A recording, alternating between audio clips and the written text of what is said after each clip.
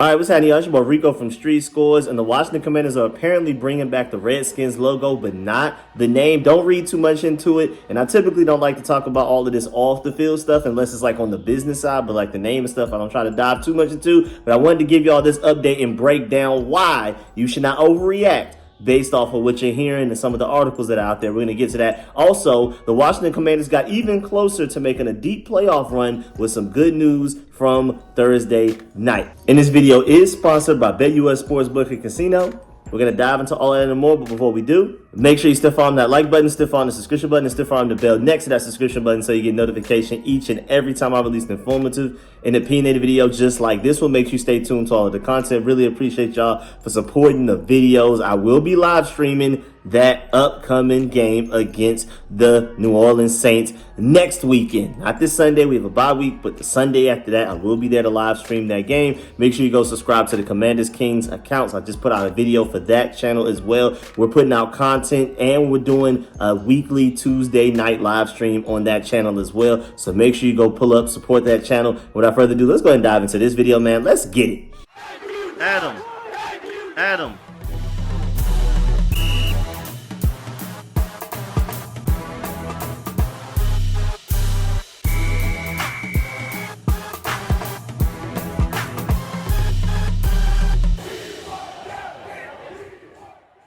All right, so let's start with the good news that the Commanders got Thursday night and why we are poised to make a deeper playoff push than before Thursday night. So the Commanders are now just one game out of the coveted 6th seed in NFC. Just to let you know, being the 6th seed is playing with right now is estimated to be the Seattle Seahawks versus the 7th seed who's estimated to be the Philadelphia Eagles. You want that 6th seed if you can get it. Or maybe even worse, if the Eagles keep winning and then the Detroit Lions lose a game or two for any crazy reason, maybe they rest their starters or something like that because for some insane reason they don't go for the bye week or whatever, say the Lions just end up being the 2nd seed for whatever reason. They lose 2 games, Eagles keep winning.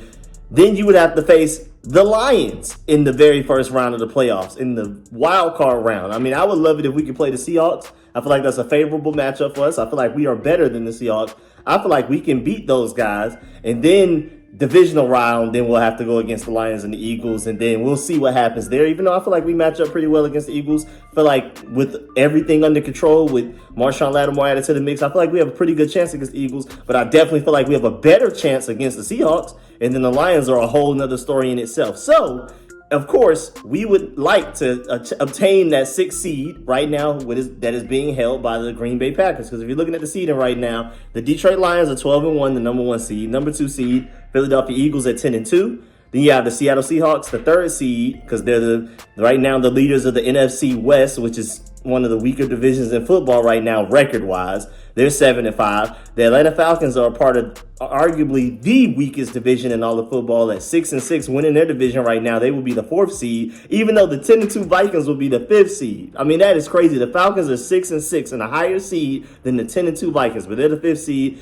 Then the Green Bay Packers are 9-4, the 6th seed right now. They're estimated to play the Seahawks if the playoffs were to happen tomorrow. And then you have us, the Commanders, the 7th seed, who would play the Eagles if the playoffs were tomorrow. So, again, it's just crazy because Green Bay Packers, Vikings, and Lions are all from the same division. You have the Green Bay Packers, who are 9-4, 2 seeds below the 6-6 Falcons, but that just is what it is. But more so for us, shouts out to Dean Jones of Rigo's Rag for writing this article. He wrote, the Commanders get a significant playoff seeding boost without even lifting a finger.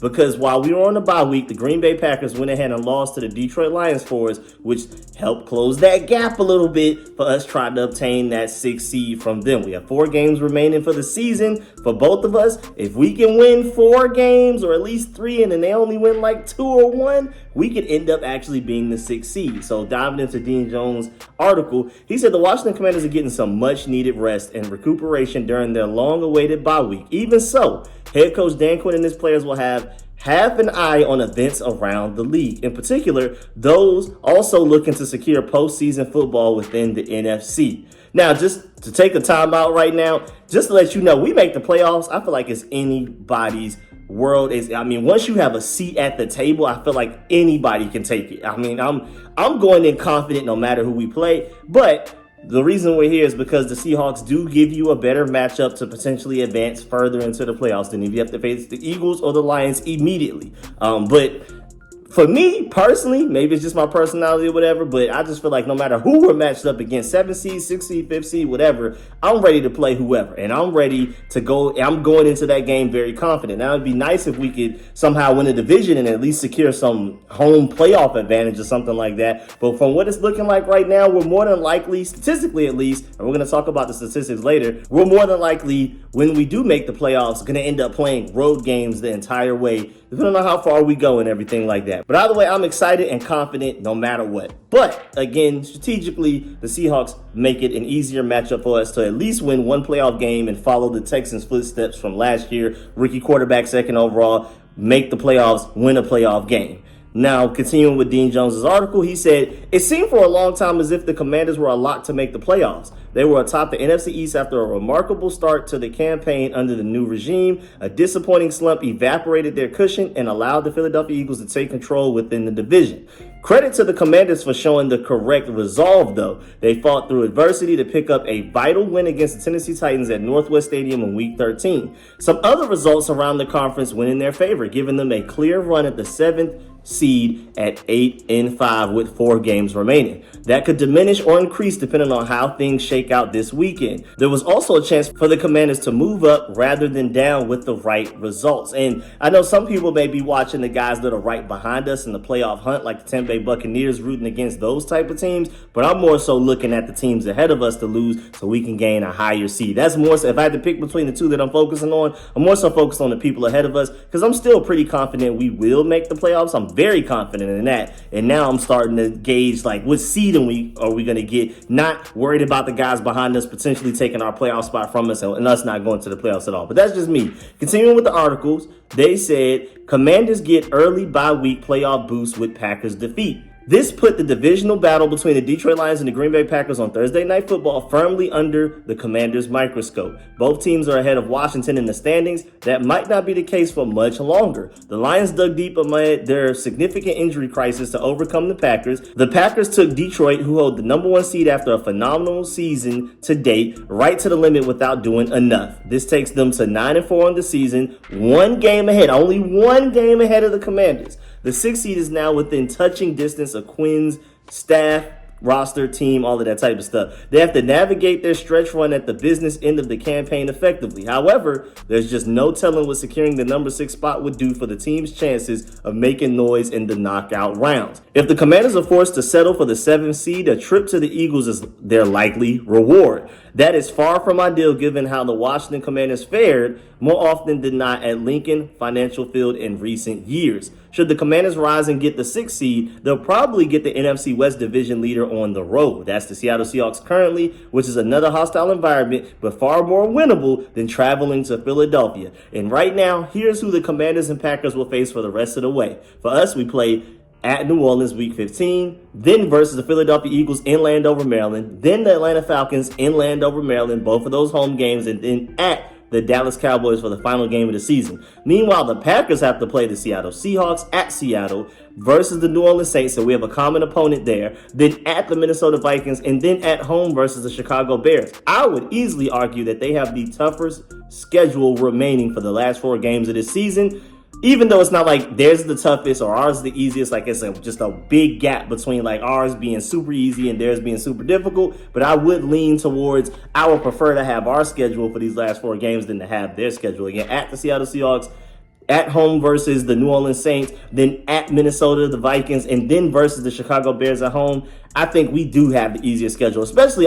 then again, granted, we should have beat the Cowboys at home, and there's just no telling what could happen at Dallas, but I feel like we'll handle that the way we should have handled the last game, so I think our situation is very favorable. And also, right now, the Green Bay Packers have a 1-6 division record, and the Commanders currently have a 2-2 division record. Now, we still each have 2 more division games to play, but we'll see. Green Bay's remaining division games are Minnesota and Chicago. Ours are Philadelphia and Dallas.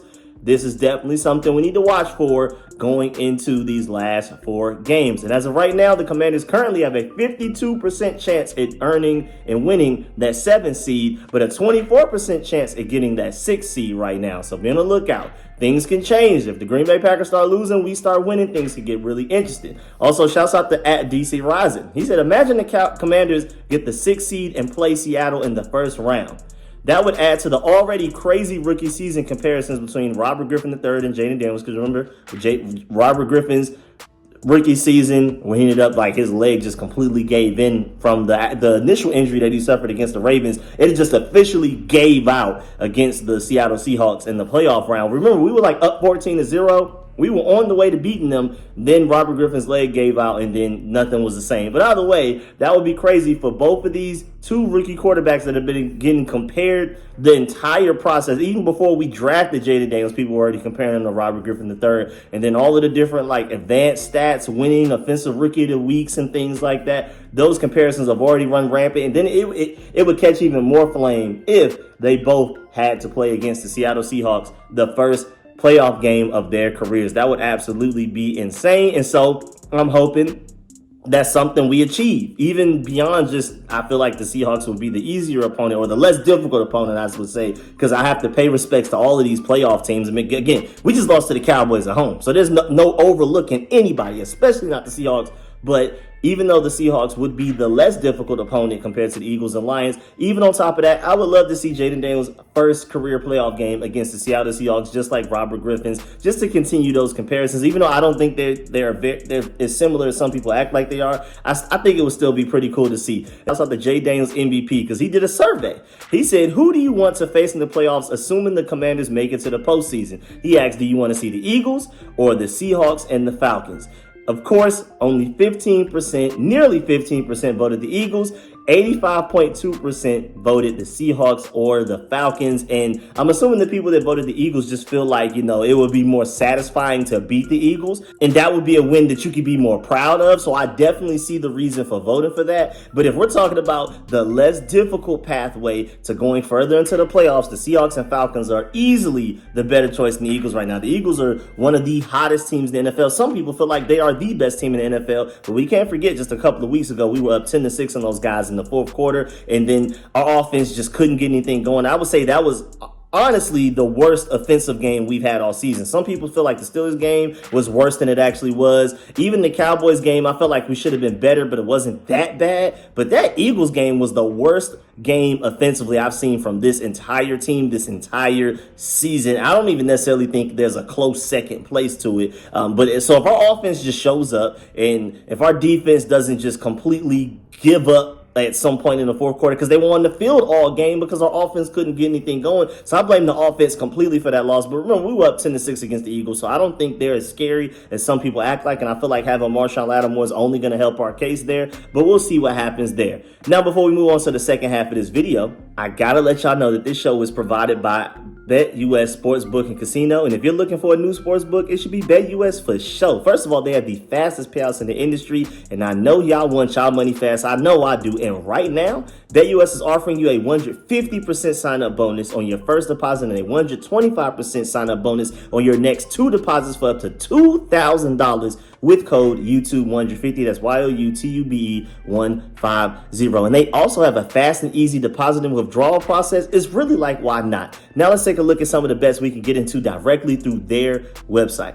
I'm going back to Coach of the Year because I've been mentioning it like occasionally in other videos and things like that, but I really feel like Dan Quinn honestly deserves Coach of the Year more than anybody else. If you're talking about taking less and creating more, doing more with less, I feel like Dan Quinn deserves this award the most. Now, Dan Campbell is leading the best record in the NFL right now. We'll tie for the best record along with the Kansas City Chiefs. The Lions and the Chiefs each only have one loss. And I can see with Dan Campbell and like the Lions were just terrible like 3 years ago. I can see that. But I feel like this season alone, Dan Quinn is doing the most with the least. I mean, especially comparing to where all of these teams were last year, how many wins they had last year compared to what they're doing now and like the net positive. I feel like Dan Quinn has produced the biggest net positive. I feel like Kevin O'Connell's doing a fantastic job with the Vikings as well. Hats off to him. Mike Tomlin, salute to you as well. Sean Payton finally got a quarterback that he liked. Salute to you as well. But I feel like Dan Quinn's doing it. I may eventually just sit down and do a video to prove why I feel like Dan Quinn deserves this award the most. But either way, at plus 1,400 odds, If you agree that Dan Quinn not only should but will win Coach of the Year by the end of the season, if you put $100 on it right now, you could end up winning $1,400 by the end of the season if he wins this award. Now, y'all always know that I'm gonna scream at y'all to please gamble responsibly, but I think Dan Quinn honestly has a really good case here. We'll see what happens. But before we move on to the second half of this video, again, right now, BetUS is offering you a 150% sign-up bonus on your first deposit and a 125% sign-up bonus on your next 2 deposits for up to $2,000 with code YOUTUBE150. Again, please gamble responsibly. Now let's get to the second half of this video. And the reason why some of y'all probably pulled up specifically for this, I already know how some of y'all get. So there was a report that the Washington Commanders are bringing the old logo back, but not the Redskins name. You had AJ Perez of Front Office Sports. He put out a tweet along with an article saying, exclusive, the Washington Commanders' former logo has been a contentious issue even after it was abandoned with the more problematic R name. But the team has plans to bring the logo back in a limited way as a nod to the past, a source tells Front Office Sports. But before we even dive into the article, I completely agree with Chad Ryan right here. So to not get your hopes up, to not try to clickbait you or anything, just in case, he tweeted, and I agree. Good story here by AJ, which unfortunately will be misconstrued by people to assume that it means the logo is coming back and a rebrand is happening. No. History is being acknowledged, not erased, but most importantly, also not being repeated. Again, it's being acknowledged, not erased, and also not repeated. Just really want to make sure that's clear. But let's dive into the article. The article is titled, Commanders Plan to Bring Back Old Logo on Special Alumni Merchandise. It also says the ancestors of Native American leaders whose likeness was used in the Commanders' old logo wants to be heard. So we're not even going to dive into that part of the article, but it's a really long article. If you want to hear way more information, I'm only going to read all of this that I'm about to read to y'all is probably like only 1/5, 1/6 of the article. So if you want more information, you could definitely go read the article from Front Office Sports. Again, AJ Perez, titled Commanders Plan to Bring Back Old Logo on Special Alumni Merchandise. Now let's talk about the part that most of y'all probably hear and care about. He said the Washington Commanders' controversial former logo, which shows a Native American man in profile with trailing feathers, is expected to be used on alumni shirts that will go on sale by the end of the month, by the end of December. The new apparel is meant to highlight the careers of the franchise's greatest players who played pre-2020, a source with knowledge of the plan told Front Office Sports. There's no appetite within the Commanders organization to bring the former R icon with Native American imagery back as an official team logo, even as part of a rebrand, even if they do. I mean, some people are hypothesizing, just to get away from the article for a little bit, some people are hypothesizing that we brought over and hired the Campbell's company, the guy that, literally the CEO, Mark Klaus, who runs Campbell's chicken noodle soup, all of that type of stuff, that a lot of people are suspecting with all of his expertise in several different businesses in the food industry and things like that, that we brought him in here to help with the rebrand. Of course, with the stadium search as well, but he's more so a business guy. So maybe people are speculating that maybe we hired him as our team president to replace Jason Wright for a potential rebrand. So there's already that noise going on there. But then also, here you go with this, continuing with the article. The old name, which was finally changed by former owner Dan Snyder in 2020 after a sponsor backlash over the name and imagery many found racially insensitive, has always been a non-starter for a return, team and league sources have told Front Office Sports. But the logo is a different story, and with it no longer being an impediment politically to the team's potential return to DC, is primed for a comeback, a bet in a limited way. As the merchandise plans move forward, however, the family of John Two Guns Whitecalf, whose likeness was the basis for the old logo, told Front Office Sports it wants a voice on how the old logo will be used and possibly a slice of the money made from the shirts as well. And I'm not mad at them.